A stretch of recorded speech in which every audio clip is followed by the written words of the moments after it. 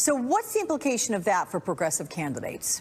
Well, they can be out there with their progressive ideas, but they need to abide by a version of what Ronald Reagan in the Republican primaries in 1980 called the 11th commandment.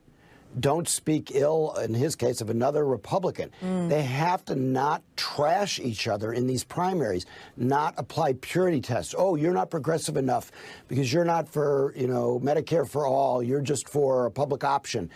Not try to slime people for not towing a certain line. Yeah, but is that going to happen, Jonathan? I mean, come on. I mean, look at Bernie Sanders, the way he's going after Joe Biden. Okay, so that's Bernie Sanders is going to do that. So just not to put too fine a point on it, for the Democrats to win, they have to have Elizabeth Warren or somebody else knock Bernie out early, because what's going to happen is if Bernie stays in for a long time, he continues to have a lot of support, or if he were to win the nomination, you lose the women in the suburbs who are the swing voters in all these elections nowadays. They don't vote for Trump. They just stay home because they're not socialists, and they're not going to vote for a socialist. So, nominating Bernie is equivalent to losing the election, but also just letting Bernie have too much influence in the Democratic primaries could cost the Democrats the election. So it's going to be very important for them to not let Bernie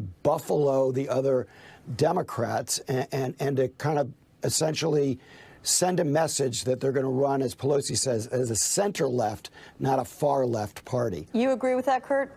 100%. I mean, the reality is the places where this election is going to be decided, there's no way they're going to vote for a socialist. There's no way they're going to vote for someone who is overtly liberal. They want a center-left candidate, as we saw, again, in the midterm elections. Democrats did overwhelmingly great in so many places where they previously weren't as competitive. The only way you're going to keep that coalition together and win those seats and win those votes is if you have a centrist Democrat, someone like, frankly, a Joe Biden. You can be overtly liberal. You can be overtly liberal. Don't say that these progressives and very liberal candidates can't win.